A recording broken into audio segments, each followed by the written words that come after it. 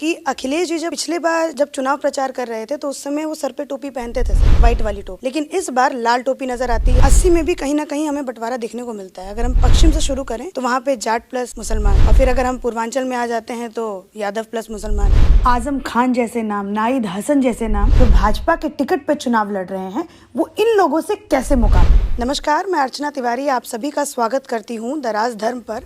आज तक आप लोगों ने हमें यूपी के लोगों से बातचीत करते हुए देखा, आप लोगों ने हमें ग्राउंड जीरो पर देखा, लेकिन आज मेरे साथ उत्तर प्रदेश के मुख्यमंत्री श्री योगी आदित्यनाथ जी जुड़े हैं और मैं इनसे मुद्दों की बात करूंगी और मैं इनसे ये सारे सवाल पूछूंगी जो मुझसे लोग पूछते थे। मुझे लोग पूछते थे कि योगी जी से जाकर ये ज़रूर पूछना कि महिलाओं को इतना सुरक्षा उन्होंने कैसे प्रदान किया, और ये जो इतना परिवर्तन उन्होंने दिखाया है मतलब कानून व्यवस्था को लेकर के और भी कई सारी चीज़ों को, वो सब जाकर के योगी आदित्यनाथ जी से ज़रूर पूछना। तो आइए चलिए हम बातचीत की शुरुआत करते हैं। योगी जी, आपका बहुत बहुत स्वागत हमारे चैनल पर। योगी जी, चूंकि मैं एक महिला हूँ इसीलिए सबसे पहला सवाल मेरा महिला सुरक्षा पर होगा। यूपी में इतना ज़्यादा परिवर्तन, मैं जब ग्राउंड पे उतरती हूँ, लोगों से बातचीत करती हूँ, महिलाओं से बातचीत करती हूँ, तो वो कहते हैं कि जी आज मैं बहुत सुरक्षित महसूस करती हूँ। आज से 4.5 साल पहले, 5 साल पहले ऐसा कुछ भी नहीं था, एक डर सा माहौल रहता था। क्या कहना चाहेंगे सर, ऐसा परिवर्तन कैसे? देखिए,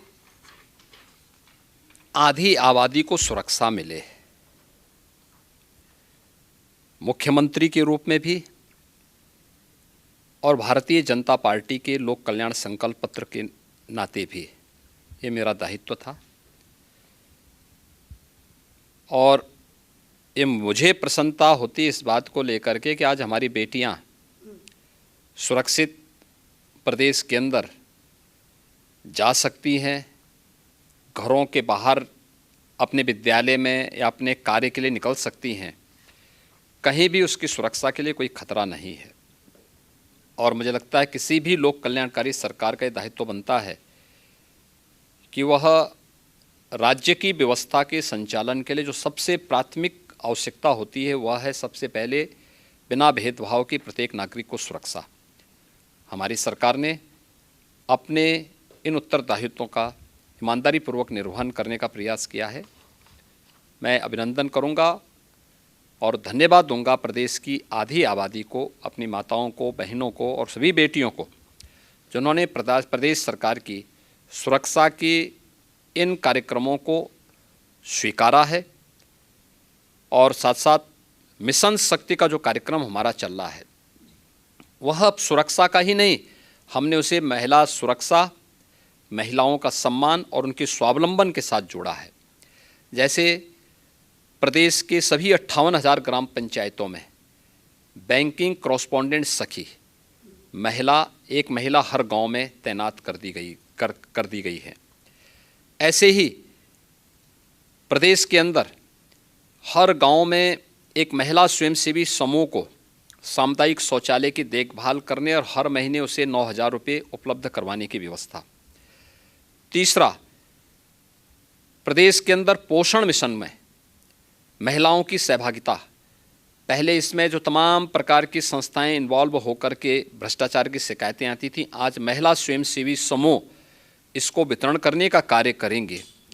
चौथा, प्रदेश के अंदर महिलाओं को, आप आश्चर्य करेंगे कि 1947 से 2017 तक 70 वर्षों में केवल जितनी महिलाएं पुलिस में आई थीं, हमने 5 वर्ष में उससे 3 गुनी भर्तियां कर दी हैं। आज प्रदेश में हर ग्राम पंचायत में एक महिला बीट अधिकारी भी हर गांव में महिलाओं की समस्या का समाधान करने के लिए तैनात हो चुकी है। तो ये कुछ उपलब्धियां थी। महिलाओं को शिक्षकों की भर्ती में भी विशेष प्रावधान देकर के उनकी भर्ती करवाना। तो आधी आबादी के सुरक्षा, उनके सम्मान और उनके स्वावलंबन की दिशा में हमारा मिशन शक्ति का अभियान भी चल रहा है। और मुझे प्रसन्नता है कि प्रदेश सरकार के मिशन शक्ति के कार्यक्रम को हमारे प्रदेश की आधी आबादी ने स्वीकारा है। ठीक है योगी जी, आपने एक बयान दिया 80 बनाम 20 का। मैं ये सवाल आपसे ये करूंगी कि 80 बनाम 20 का आपने मतलब ये बयान दिया, लेकिन 80 में भी कहीं ना कहीं हमें बंटवारा देखने को मिलता है। अगर हम पश्चिम से शुरू करें तो वहाँ पे जाट प्लस मुसलमान, और फिर अगर हम पूर्वांचल में आ जाते हैं तो यादव प्लस मुसलमान, फिर अगर हम और भी अंदर जाते हैं तो ओबीसी प्लस मुसलमान। इस पर सर क्या कहेंगे, कैसे पूरा का पूरा 80% है वो कैसे गोलाबंद होगा? देखिए, जो प्रदेश में सुरक्षा के प्रति, विकास के प्रति, गरीब कल्याणकारी योजनाएं, गरीबों को मकान, गरीबों को शौचालय, गरीब को विद्युत का कनेक्शन, गरीबों को राशन की सुविधा, गरीबों को स्वास्थ्य की सुविधा, कोरोना बेहतर प्रबंधन, मिलने वाली इन सुविधाओं से संतुष्ट हैं और इन सुविधाओं के पक्षधर हैं, वे भारतीय जनता पार्टी के पक्ष में हैं 80% लोग। 20% लोग जिनको कभी खुश नहीं होना है, ईश्वर ने उनके हमेशा नाराजगी उनके मन में दी है, रोष दिया है, गुस्सा दिया है, विघटन दिया है, विनाश की ओर उनको आगे बढ़ने के लिए हमेशा उनको ऐसी कुबुद्धि दी है, वे हमारे विरोध में रहेंगे। इसलिए 80 बनाम 20 की ही लड़ाई है और 80% लोग हमारे पक्ष में आएंगे, 20% लोग जो नकारात्मक ताकतें हैं वो हमारे विरोध में जाएंगे। सर, एक फ़ोटो भी वायरल हो रहा है, मैंने आज सुबह जब मैं न्यूज़ देख रही थी तो मैंने ये नोटिस किया कि अखिलेश जी जब पिछले बार जब चुनाव प्रचार कर रहे थे तो उस समय वो सर पे टोपी पहनते थे सर, वाइट वाली टोपी, लेकिन इस बार लाल टोपी नज़र आती है, लेकिन वाइट वाली टोपी कहीं नज़र नहीं आती है। फिर चाहे वो कहीं पे भी जाएं, जहाँ पे मुस्लिम बहु क्षेत्र है वहाँ पे भी अगर वो जाते हैं तो वाइट टोपी नज़र नहीं आती है। मथुरा में जाके प्रचार करते हैं, उनके गले में पट्टा नज़र आता है जिसमें राधे राधे लिखा रहता है।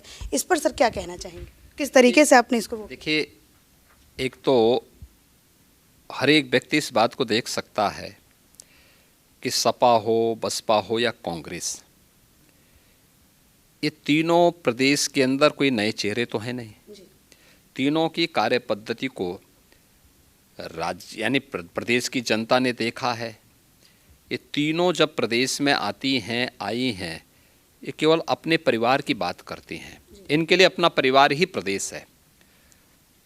बीजेपी या मेरे लिए प्रदेश की 25 करोड़ जनता ही परिवार है। ये बुनियादी अंतर है। अगर हम इसी को समझ जाएंगे तो इनकी लाल पीली टोपी का अंतर महसूस हो जाएगा। और जो कहा है ना, ये लाल टोपी एक रेड अलर्ट है। रेड अलर्ट किस बात का? ये रेड अलर्ट है दंगाइयों को जो लेके आना चाहते हैं, पेशेवर माफियाओं को लेके आना चाहते हैं, बेटियों को सुरक्षा का जो बंदोबस्त किया उस पर जो खतरा फिर ये लेकर मंडराना चाहते हैं, रेड अलर्ट उसी का है ये। तो ये उस रेड अलर्ट के प्रतीक हैं। इन लोगों से सतर्क और सावधान रहना पड़ेगा। अगला प्रश्न सर इसी से जुड़ा हुआ है मेरा कि जब मैं सीट पे जा रही थी, विधानसभा क्षेत्र में जा रही थी, तो वहाँ पे आपका बोलबाला था सर कि हम योगी आदित्यनाथ को वोट करेंगे, लेकिन जो वहाँ पे प्रत्याशी उतरे हैं भाजपा के टिकट पर, उनका उतना बोलबाला नहीं था। आप ये कहिए कि उतनी मतलब ज़्यादा वो नहीं थी। लेकिन अगर हम वहीं अगर हम सपा की लिस्ट देखते हैं, जो उन्होंने लिस्ट निकाली है, आजम खान जैसे नाम, नाहिद हसन जैसे नाम, जिनका प्रभाव लोगों के ऊपर भले ही डर के कारण हो लेकिन है। फिर जो भाजपा के प्रत्याशी होंगे, जो भाजपा के टिकट पर चुनाव लड़ रहे हैं, वो इन लोगों से कैसे मुकाबला करेंगे? देखिए, मैंने कहा ना, ये रेड अलर्ट यही है, क्योंकि ये लोग सभी सुरक्षा के लिए खतरा हैं। स्वयं प्रदेश के लिए, बेटियों की सुरक्षा के लिए, प्रदेश में की सुरक्षा के लिए, व्यापारियों की सुरक्षा के लिए, ये सब खतरे हैं। और इसीलिए हमारी सरकार ने अपराध और अपराधियों के प्रति, भ्रष्टाचार और भ्रष्टाचारियों के प्रति जीरो टॉलरेंस की नीति के तहत काम किया। इन लोगों को अच्छा नहीं लगता है, क्योंकि ये लोग तो उसमें रंगे हुए थे और इसीलिए ये लोग ऐसे तत्वों को आगे करके समय समय पर अपना रंग रूप भी बदलते हैं। प्रदेश की जनता जनार्दन को एक बार फिर से देखना होगा कि हमारी सरकार जो कार्य कर रही है या जो कार्य की है वह हमारा दायित्व था, लेकिन जो हमने किया है यह आगे इसी रूप में आगे बढ़ता रहे। इस दृष्टि से जनता जनार्दन को तय करना है कि गरीबों को मकान मिलता रहे, बेटियों को सुरक्षा मिलती रहे, राम मंदिर का निर्माण होता रहे, कावड़ यात्रा निकलती रहे, सबको सुरक्षा और सबको सम्मान का भाव बना रहे।